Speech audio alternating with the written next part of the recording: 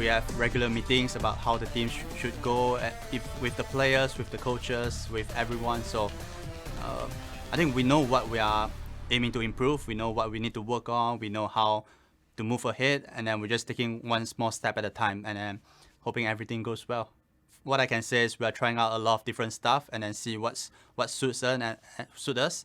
And right now, I think we're slowly trying to find the meta for us, rather than trying to follow the meta.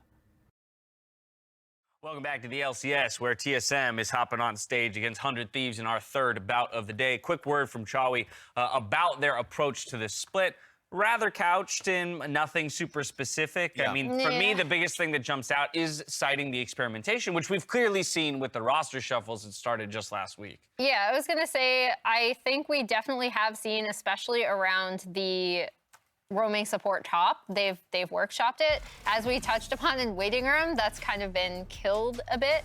Raz talked about it then. And then also, this still seems to lack like a lot of specific direction going forward. Like you can see incremental, especially in this support top composition, you can see TSM like working on small things, but in terms of a broader plan, I'm still kind of lost on what they want. I think they're gonna naturally struggle to find a specific style when nothing's working because the fundamentals are lacking, right? Right. So like, there were times throughout the weeks where they were trying, okay, play towards top lane, look for a dive, that didn't work out, right? Play towards bot lane, and that one has been their most successful strategy, has been playing around tactical a little more aggressively in the early games. And also they tried, I remember the TSM versus Golden Guardian games, was just putting as much resources in Spica, who has been the most, like, I guess, in terms of recency, players proved themselves the most, right? But then that didn't work out too, just because of fundamentals not working out. So it's a tough trial for them. Yeah, it's tough. It feels like Emily was saying that there's not a clear direction, not just on style, but also players and what the org is trying to achieve still. You know, it does feel like there's a bit up in the air. But I will say last week, they could have gone 2-0. It did require a massive throw by Immortals to find their one win, but then they also themselves had a massive throw to give away their one loss. And so their games still feel very volatile. The duality of TSM. The duality. But at least it's an improvement from when it was just kind of losing all their games. And so I do think that at least we have seen some improvement, and that's kind of what Chawi was talking about.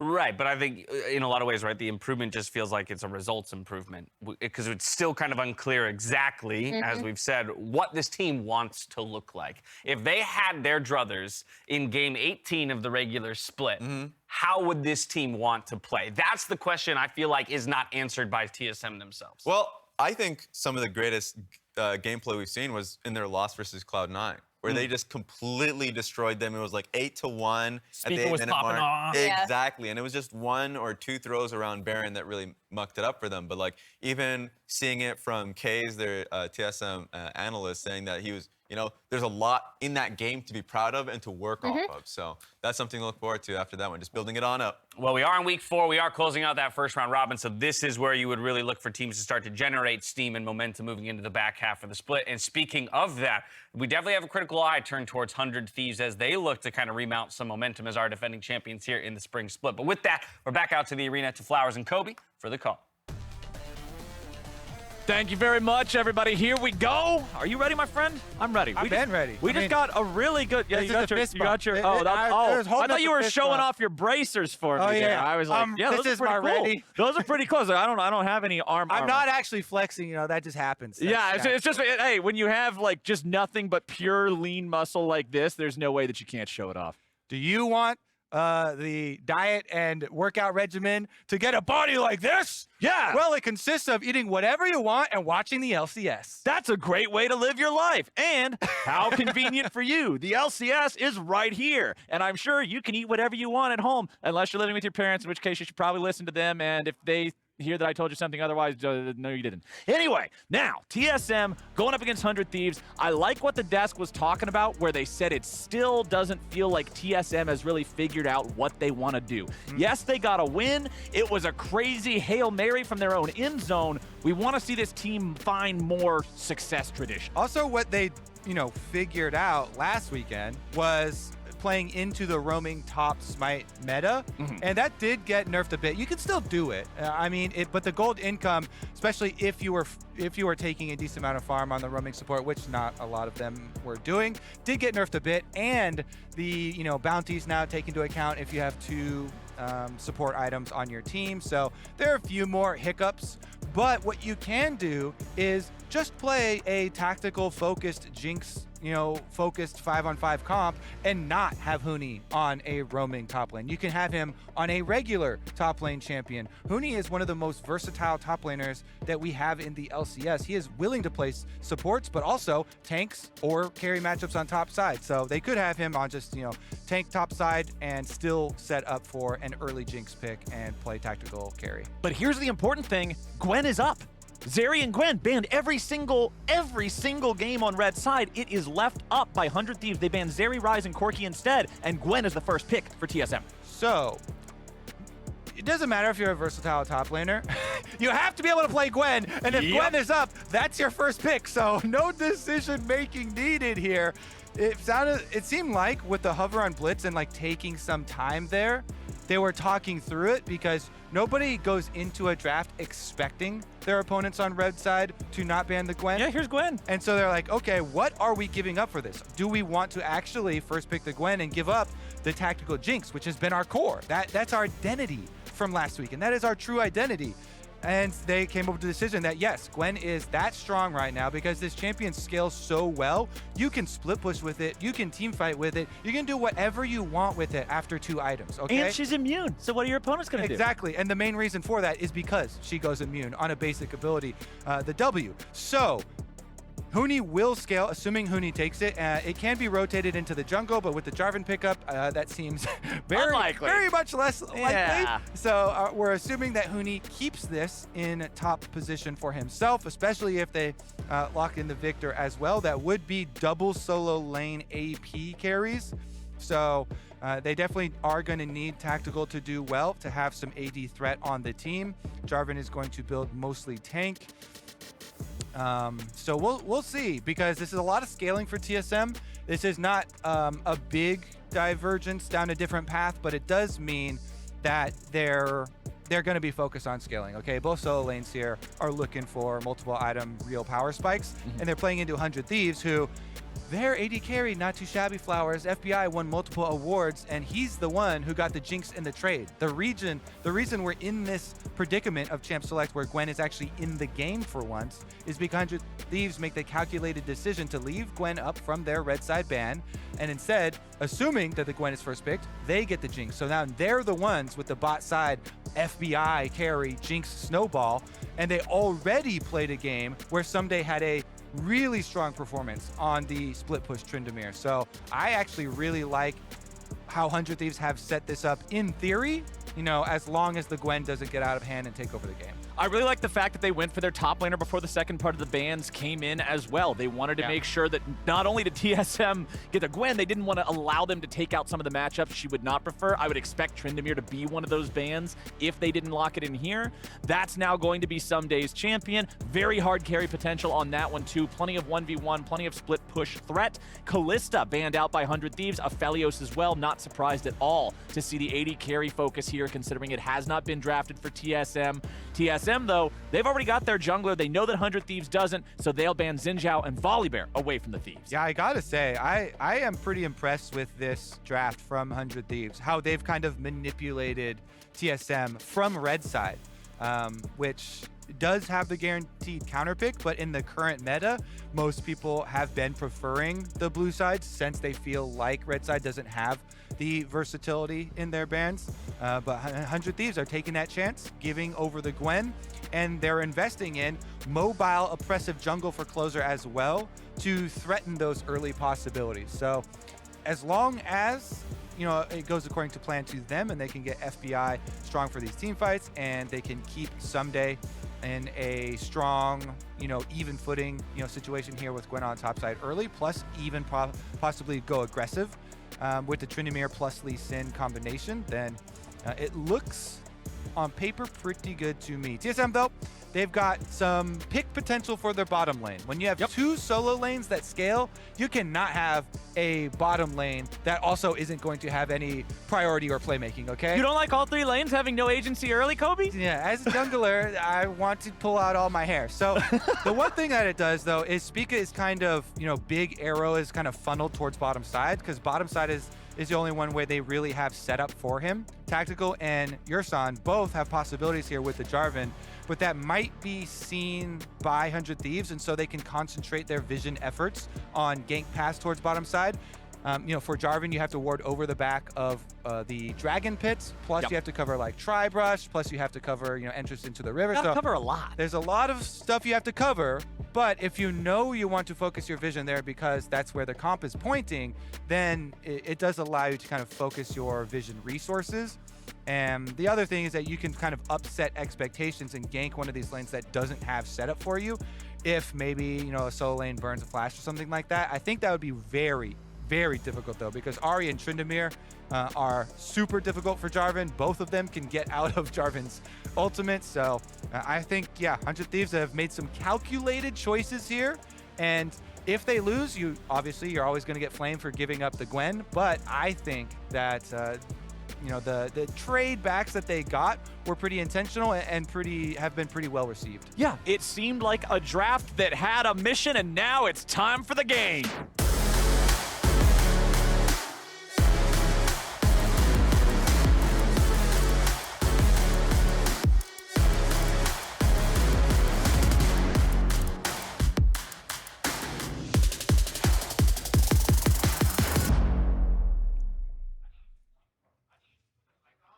Alrighty, here we go, everybody. TSM versus 100 Thieves. The big thing that I want to talk about here early on, of course, we've got Gwen in the game. That's something that is abnormal. But what you were talking about in draft, about how Gwen likes to scale, Viktor likes to scale. Neither of them have really exceptional gank assist tools, so you're looking for TSM and Spica in particular to be focused on this bottom half of the map. Yeah, and so you're expecting the junglers to start topside so that they can clear down towards the lane that is more volatile for them.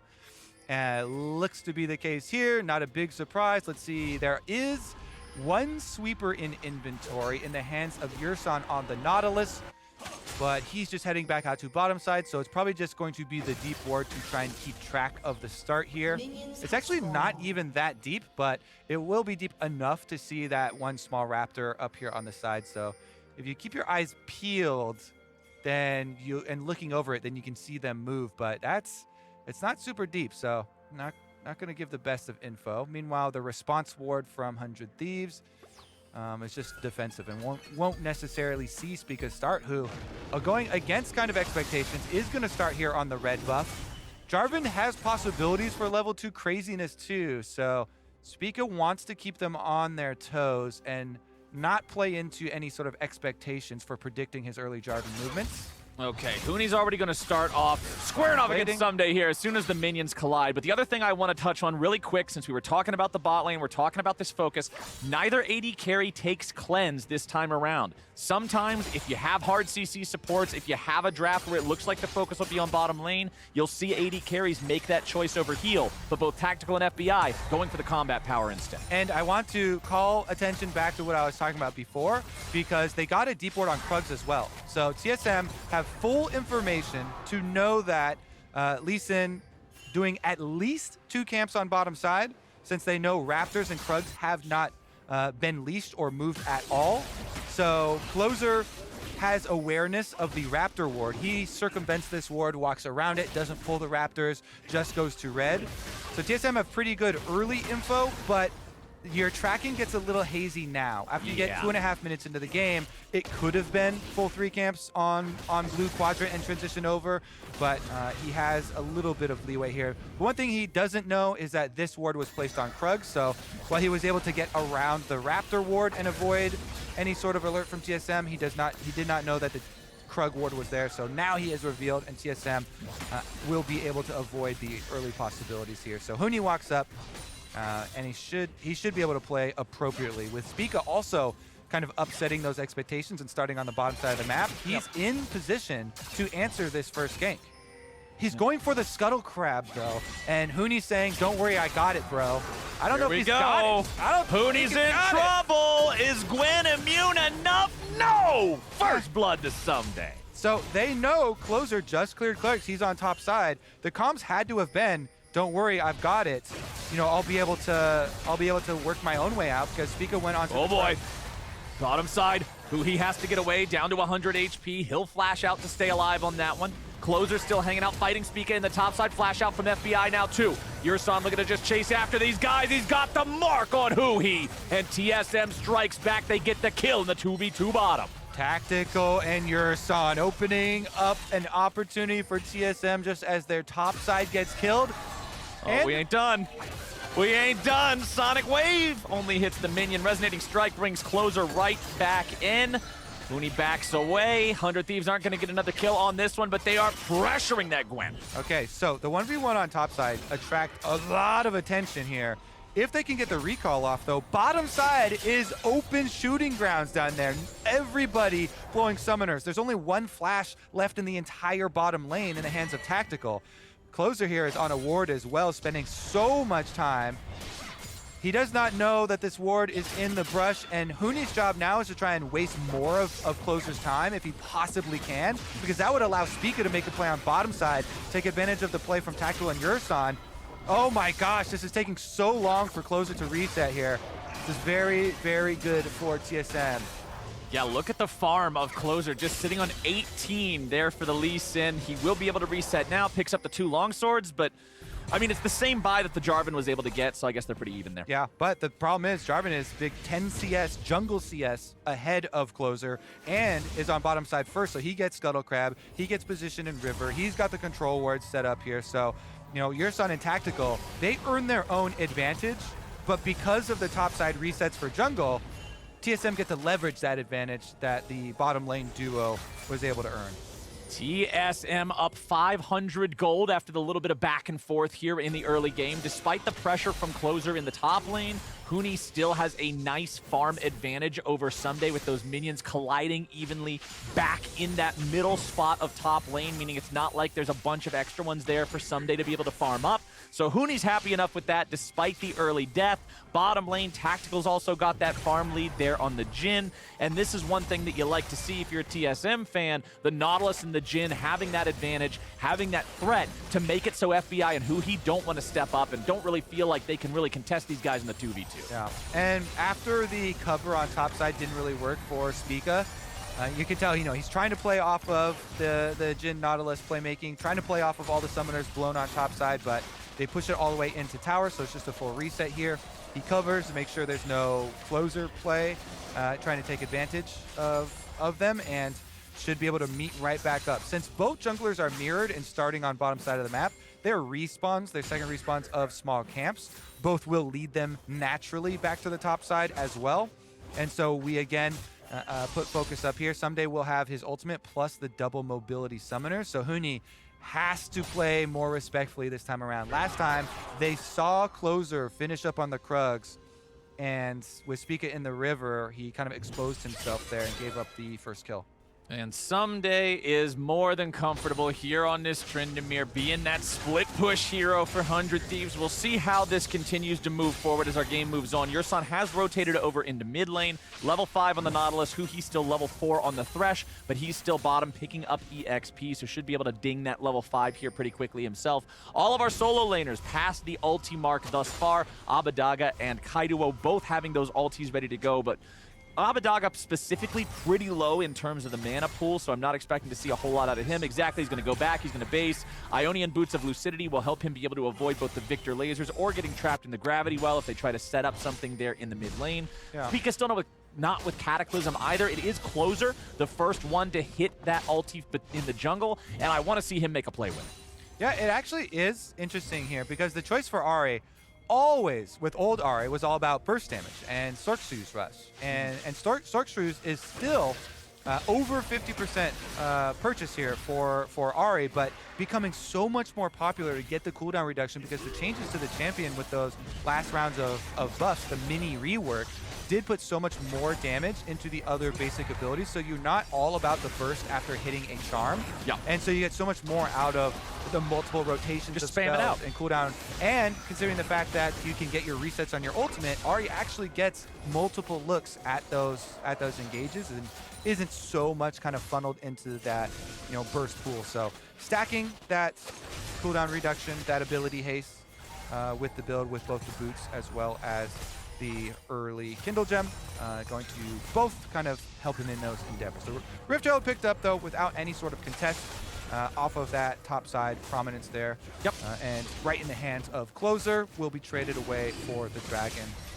No surprises. Yep, TSM has control over the bottom lane. They have for a while now, and that's going to translate into an easy pickup on this, especially with, like you just said, it was Closer up in the top side, securing the Rift Herald. So trade of neutral objectives, Infernal Drake for TSM, Rift Herald for 100 Thieves. They will have the opportunity, even if they use it at the last second, it will get plates. So I'm curious where they want to drop that at.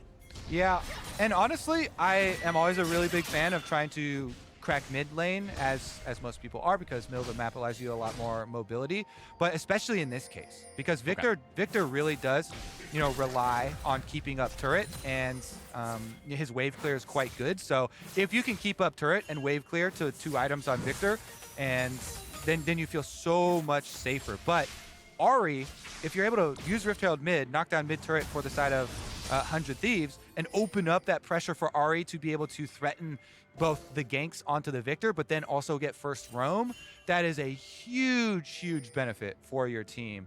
So ideally, if they could make a play around mid and, you know, try and get that mid turret down with the Herald for 100 Thieves, that would be exceptional. Obviously, also, whenever you have Jinx, you can go for the plays where you force on a turret, and even if they match, you try and bully them by getting a reset on Jinx passive. If she gets excited off the turret with a Rift Herald charge, you know, then you have to also respect it.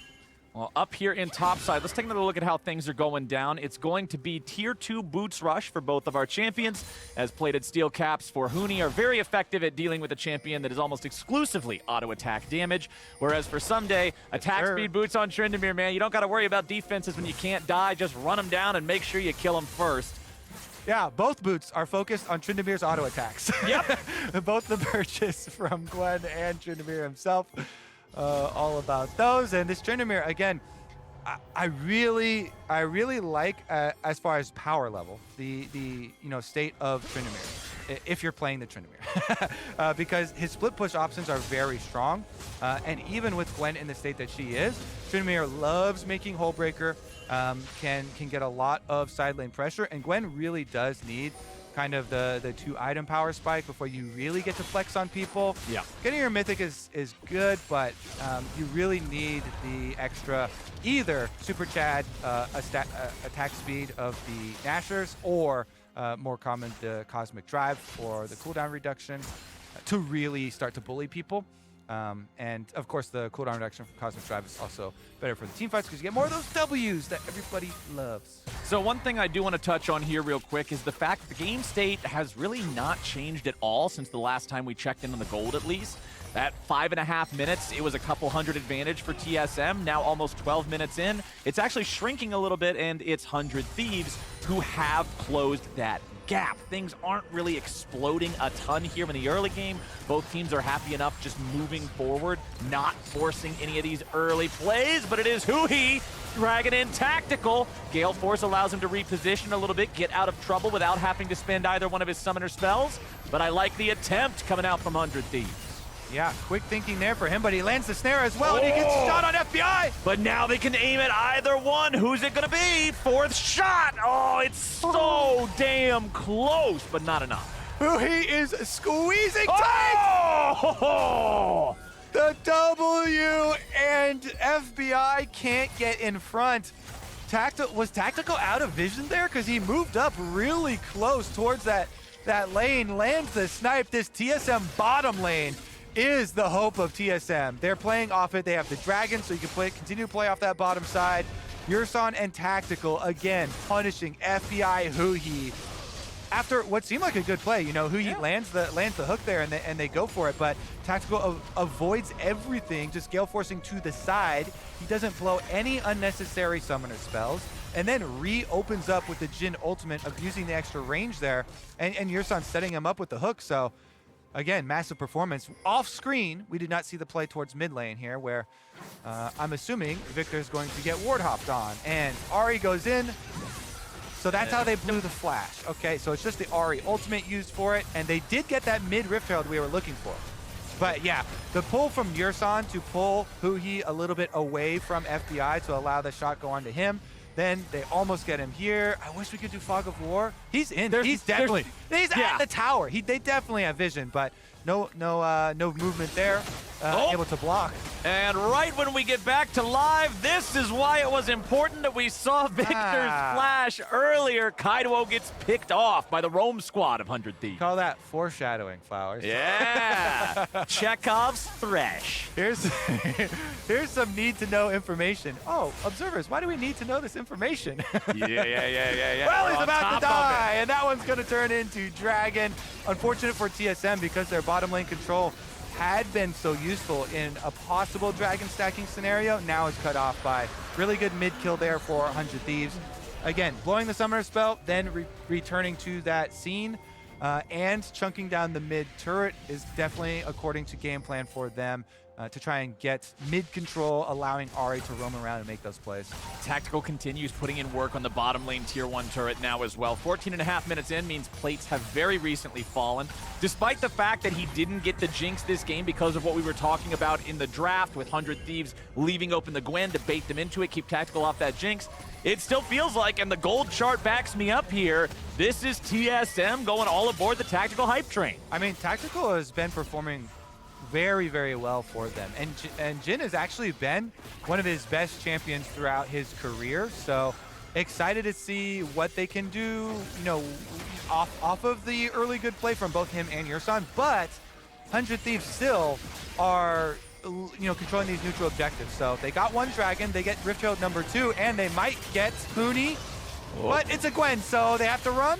Yep, they're just going to disengage that one. They're saying, okay, there's no way Huni runs in an honest-to-God 1v3, even if he is Gwen. Backup is coming, and we can't kill him before that, so just disengage him and get out. 100 Thieves, they'll take the objective. They get everybody away.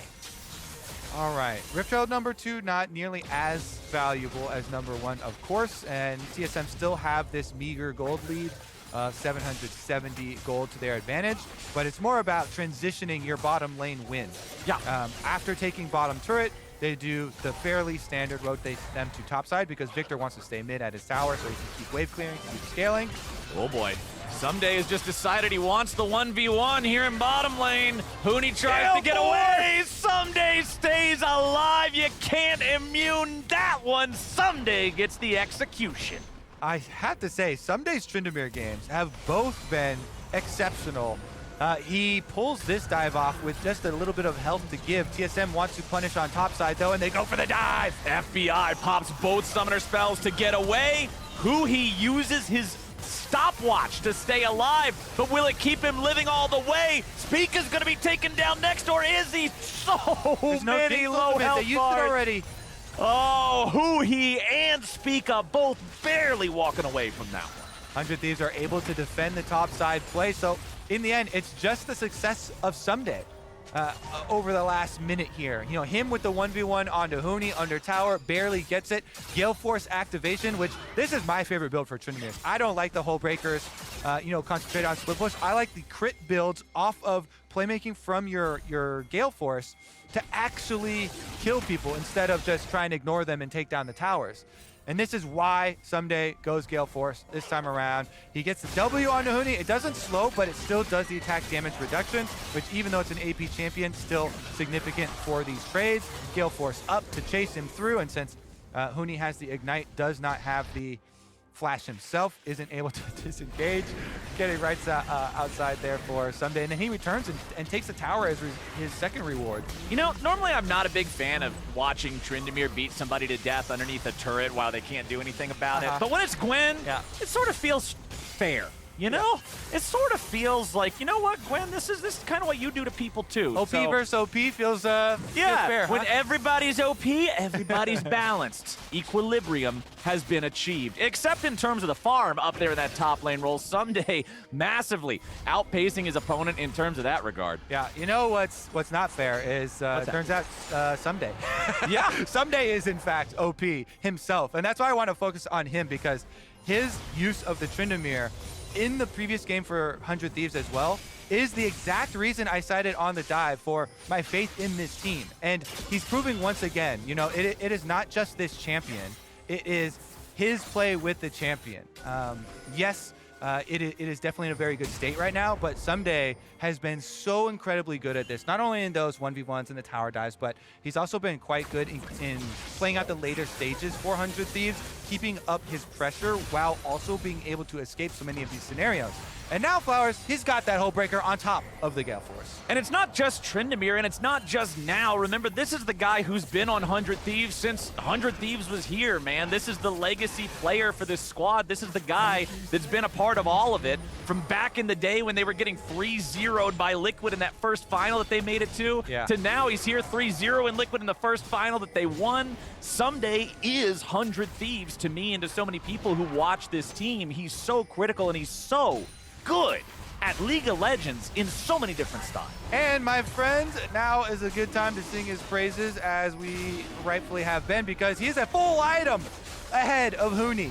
It's one thing to talk about kills, you know, and pushing and getting map pressure and the towers down, but this man is a full item ahead of the Gwen. So scaling be damned here, because Tryndamere also scales well, and he's scaled to the powerful late game of 19 minutes. Exactly. If you have a full extra item here with the Hullbreaker from all his tower money and the kills that he's gotten, you are truly a king among men here in this League of Legends game. Isn't that like Tryndamere's title, Barbarian King or something like that? I don't know what it is. I've got no idea. I know his weapon is some sort of demon weapon. That's about it. Yeah, that takes some of my lore knowledge. Yeah, I'm pretty sure it's part of his arm in this skin. It's not even like an actual sword. It's just blood. Thank you, Observer. Let's see. The sword is just his arm. Yeah, he's all sorts of evil in this one. That skin reminds me of the like two expansions ago of WoW, where everything had eyeballs and tentacles on it. I don't know anything about WoW. It was a really weird aesthetic. I did not like it at all, and it was just like every single piece of gear just had eyeballs and tentacles all over it. You're not a big fan of having eyeballs on all your swords and all your gadgets? Not so much. But you don't want your opponents to have to look your sword in the eye when it kills them? Yeah, stare into the eye of death. Well, Ssumday is feeling good, and he's making TSM say wow on this one, because they do not have an answer for this Tryndamere at this point in time. They are all grouped here around the top side. Though? Okay. Could they try to just make some sort of a brute force play? I don't think so. Closer's also hanging out around the area. Both of our junglers level 11, both of our junglers with those gore drinkers, and not a whole lot else. 100 Thieves are bringing up the backup, seeing how many bodies were up here from the side of TSM. 100 Thieves still with a 2,000 gold lead. TSM still with a Drake lead, but again, there is that one taken from 100 Thieves. There's no pressure of the actual soul just yet, coming up anytime soon. You can see Abbedagge now being sent into the bottom lane to split push against Huni, while we still have Ssumday being that threat, making his way back out onto the map now, picking up another Warhammer for even more of that cooldown reduction and damage. Yeah, and guess what? Keaiduo has scaled on Viktor here. So, you know, he's 2-item Viktor. TSM do have powerful AP carry for the team fight, even if Huni is super far behind. They do have the Viktor at least, and you know, Huni's main goal is trying to collect as much cash as he possibly can, and tell Ssumday to, hey, hold on, wait a second for me to catch up. Abbedagge is not going to let him catch up. Well, we've got a TP coming in. Now, could be in some trouble. Cornered. Now you got no option except forward, and it will end up a 1-for-1. Ahri's got no way out of this one. Yursan ends up getting the kill credit. And hey, honestly, I like it. I like it because Abbedagge was able to flex, hey, Gwen is supposed to be OP right now. She's an S-tier pick. She's permaban. You couldn't survive against our top laner. You can't survive against me. You cannot survive against us. And this goes back exactly to what we were talking about in Champion Select Flowers. While people will always have these magnifying glasses on these singular champions that are very standard to ban. Oh, the flash play from Spica. Do they have this? They got FBI! FBI is done for. Tactical gets the killing spree now. Picking that one off with the curtain call. Nice pick from TSM. This is huge. You know, they get the kill on Abba down on bottom side. Then they pick off the other carry, FBI, here towards Baron for them. You know, getting gold in the correct place here again. Tactical does have 3 kills on the Jhin, so TSM are trying to chip away at this gold lead from 100 Thieves, and it also allows them the time to clear out some of the vision here too, so that they don't become the victims of more of these Ahri picks Also getting the turret money onto Keaiduo, but now he's the one encircled by 300 Thieves members. Here we go. Goodbye, Keaiduo. I don't think there's... funny, actually. Yeah, it sounds like there were 300 Thieves going after him. Like, one more than 200. Uh-oh. Closer pressed the wrong button there, but they still got the kill, so I'm calling that a dub for 100 Thieves. 100 Thieves members. Okay, Similar problem to the Blue and River namings, I guess. Yeah, we're having one of those fiascos here. But 100 Thieves, they're going after the Baron. They are daring TSM to come stop them. Lots of assist me pings coming out from the blue side as TSM knows they have to challenge this. Yursan's going to get rooted up there. They got it. Oh my goodness, can he 100 smite? Thieves. They're challenging them here. Spica's the only one who might be able to stop this and steal it away, but now they're going to focus onto the Jarvan. they got it The Baron's low! going to be taken low, but they don't outsmite Closer. He's ready to go. He locks in the objective, and Tactical's going to get run down by the Barbarian King of Eyeball Swords. Shut down over to Ssumday. Oh my god, Tactical tried to help Spica get the Baron low too, so he gets in there, he hits it with the 4-shot, it gets down to 1,000 health. And I swear, my time stops for a second. That Baron was at around 1,000 health for what seemed like an eternity. Damage was stopped though by 100 Thieves correctly, and then Closer still secures the Baron for them. TSM, valiant effort there, trying to salvage the situation, go for the seal, but 100 Thieves, steady hands prevail. Let's take a look at the setup here once again in the replay. Spica threatens around the opposite side. They correctly send huhi and Ssumday over to try and threaten Spica so he can't get in, but then Tactical flashes forward, he 4-shots it down to 1,000 health. It's just sitting there for so long. Nobody wants to hit it to go for it. But then the combination from Closer, and they finish off Spica. FBI gets the kill, so he's reset, and they have the Baron, but 100 Thieves are able to bridge a tenuous situation here. And now they are 4.5K, 4.6K up, evened up on the Dragons, ready to push away. The Dragon Point is what I was about to say, because during the replay, we got to see 100 Thieves pick up the Drake after the fact. Means we're tied 2-2 there. You already mentioned the gold lead. We've got 1.5 minutes left of Baron. They've already made 3,000 gold off of it. Jump that up to over 4 as the tier 2 falls in bottom lane. Ssumday is just an absolute menace on this Tryndamere. TSM have to dig their heels into the dirt and get ready to defend this one.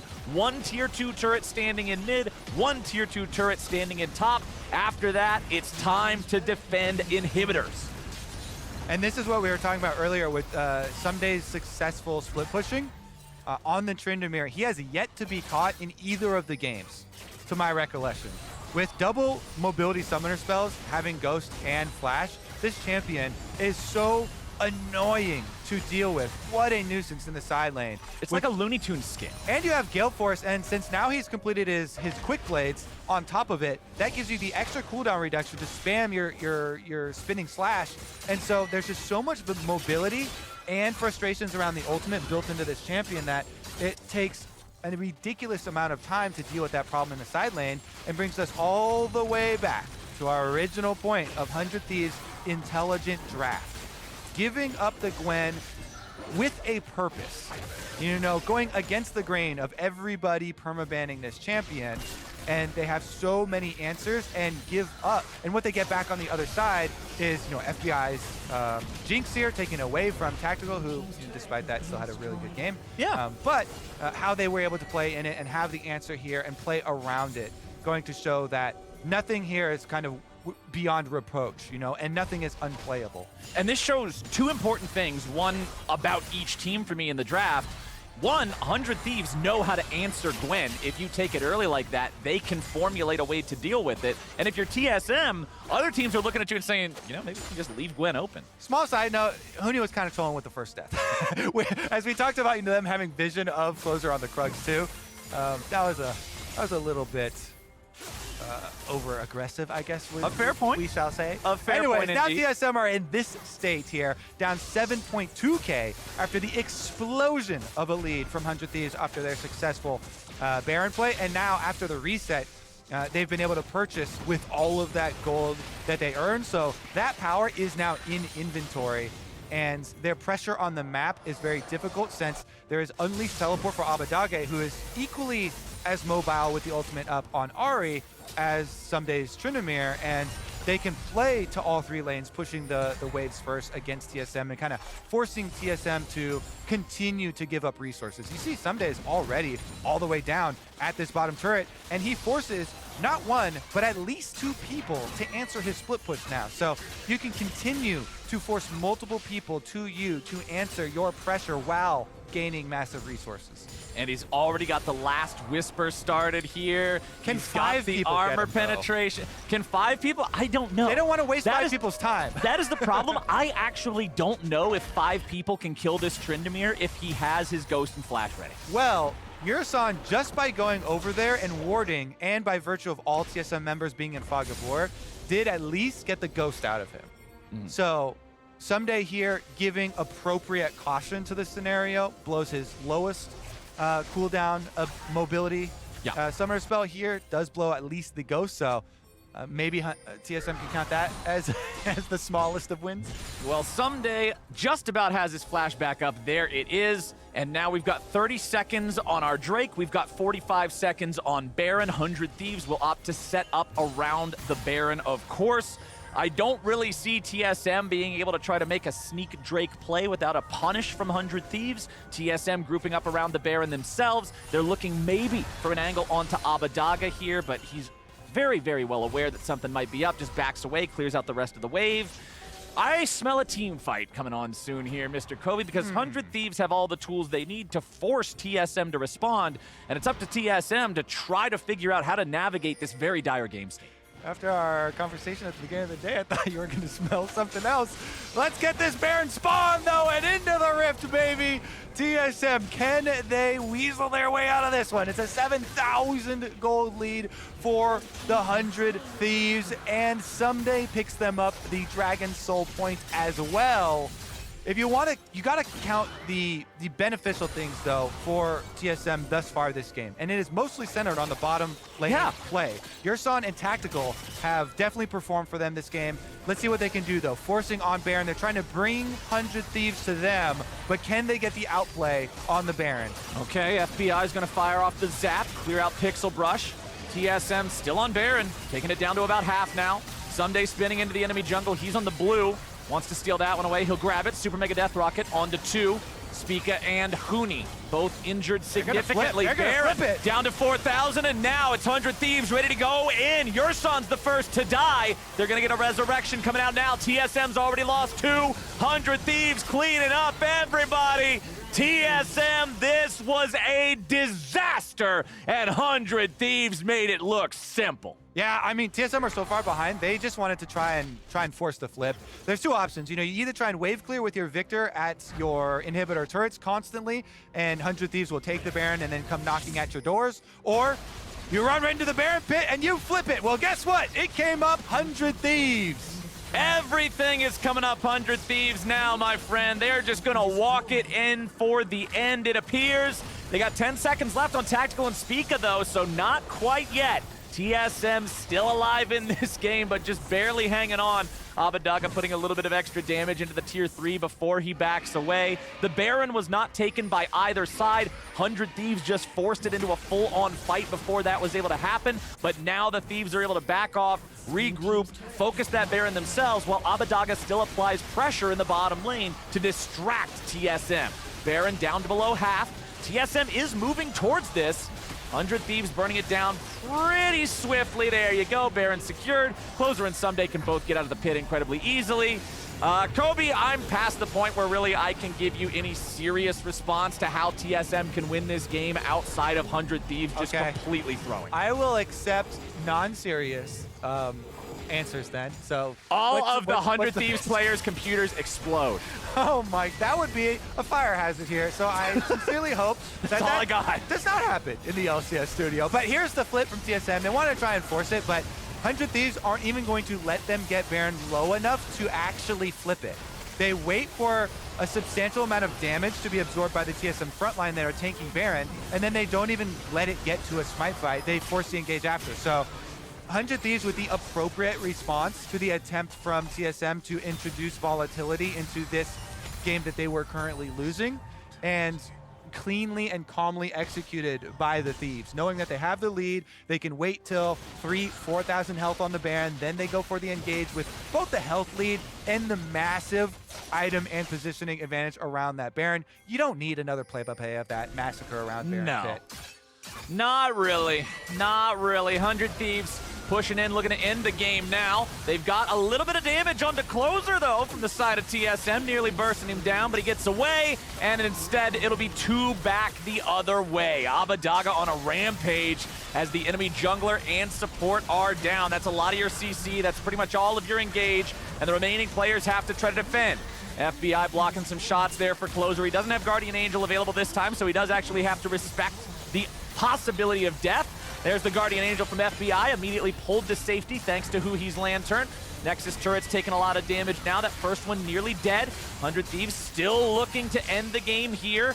8 seconds on Yursan's respawn, 15 seconds here on Spica. TSM doing a good job staying alive, but Tactical gets 2 hyphy, and FBI gets a rampage, 14-4. 100 Thieves keeping that push alive. Keaiduo is the only one left to try to clear the waves out.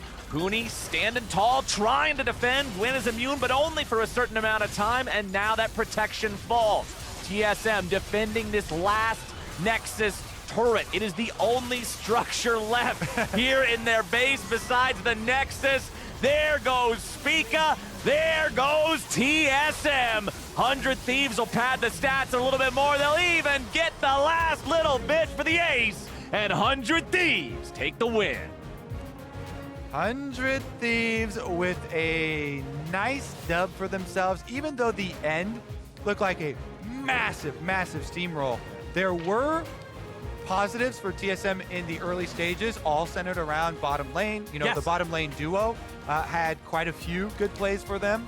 And I think that's the part of review to hold over for TSM, because this team is at the bottom of the standings. Let's be frank. This is an organization that historically has not been there, but that is the truth of 2022 TSM. And so they need to take those small positives from the game and try and build on those, you know, for consecutive us. Meanwhile, for 100 Thieves, very nicely and cleanly played out. Ssumday again, immaculate. Tryndamere, immaculate split push. He earns 1v1's advantages. He earns team advantages. Just change his name to every day, because every single day he's doing this. Well, that's nice for Super Weeks. You know, if he can be Friday, Saturday, and Sunday.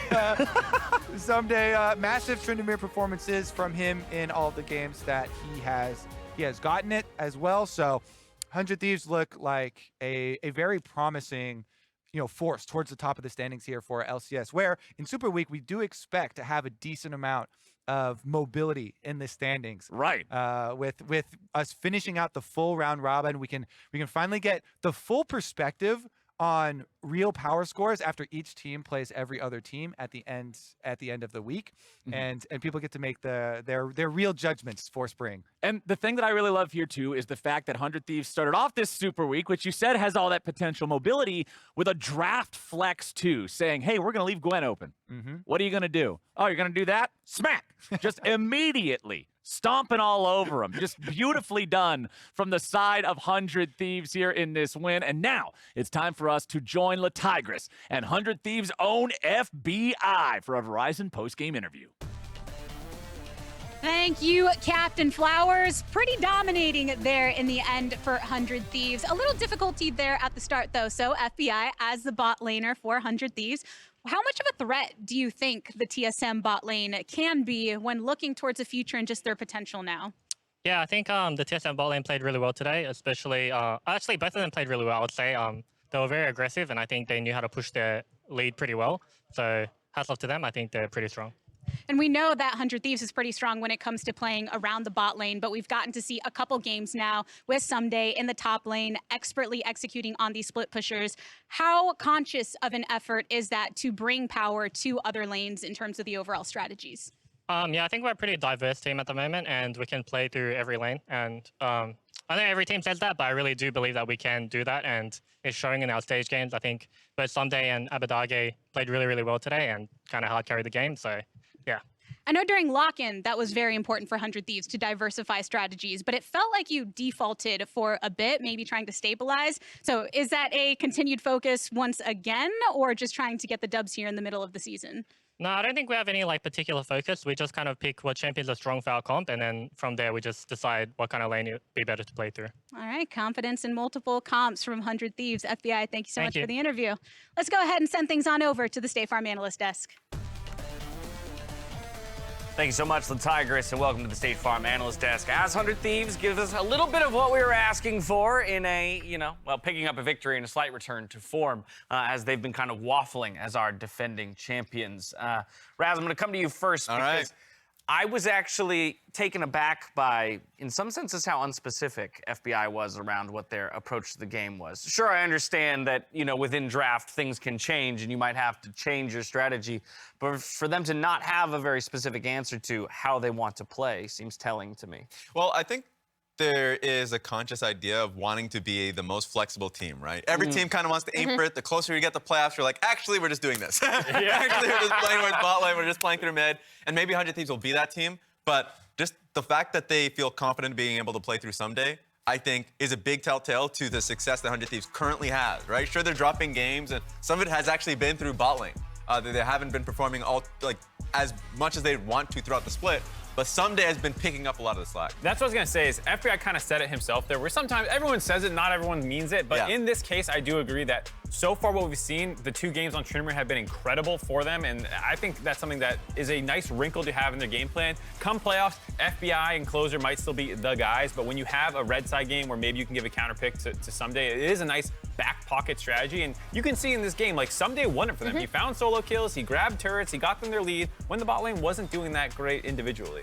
And I think the other important thing for 100 Thieves that we still see from them is some front-to-back team fighting around FBI on a hyper carry, like Jinx or Aphelios or whatever they choose to pick for him. So that was also in this game as well. And if you do have the chance to maybe not play through topside, like we still are going to see other teams play, but still have that bridge to get to late game is going to be really good for their bot lane, because I think it does take some pressure off, and it's a little bit of a divergence from when they were focusing on more like hard, fast push lanes down in the bot lane. Yeah, and I think maybe they played this game a little too slow. A little too slow. You should be at least a little more confident with the advantages you get. But at least they knew, hey, Ssumday has a huge lead. He was literally just, because the matchup is difficult for Gwen as the game goes on, but also just the fact that, he's a ticking time bomb. He's on a side lane. Let him do his thing, and then just try your hardest to not make mistakes, because they'd had to really blow it to blow this kind of a league, as a harkening back to G2 earlier this morning. Everyone watched that game and they're like, let's not be G2 today. Let's not today. Oh, Lordy. Deathless game for Ssumday. 40% forward percentage, nothing to scoff at either. Shows that he had a lot of pressure up there in that lane. And to your point, Raz, definitely checking all the boxes as they walked their way to victory there. And I think that makes sense for a team that had already dropped 2 games and maybe hadn't expected to be in that position just yet here in Spring Split. Did you have a final point here? I was going to say, they're tied with Team Liquid now. Everyone's like, Team now Liquid's it's not amazing. so scary, right? It's like, they're doing fine. Something about, that 5-2 is like, oh, a lot of our concerns have been assuaged. All right, on the other side, our ProView correspondent, Huhi, catches up with Revenge and CLG's search for Super Week momentum. We'll see you here. G2 catching strays from everyone on the They desk. did that to themselves. Good job, brother. Our bot tower was down at 4 minutes. Good job, brother. Huhi is squeezing Ssumday has just decided he wants the 1v1 here in bottom lane. Huni tries to get away. Ssumday stays alive. TSM's already lost 200 Thieves, cleaning up everybody.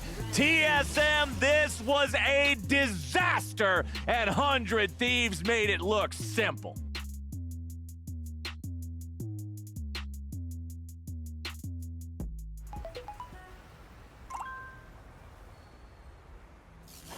Initializing legendary moments.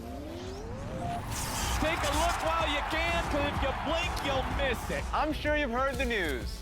Gold, gold, and more gold. Here comes the big play. Oh, that's Perfect timing. You can see this one coming. They get what they need. They got the mid. They got the support. They got the top. Are they going to give you some fun League of Legends? Yes, sir. Welcome to the LCS. FTX, official cryptocurrency exchange partner of the LCS. Sequence complete.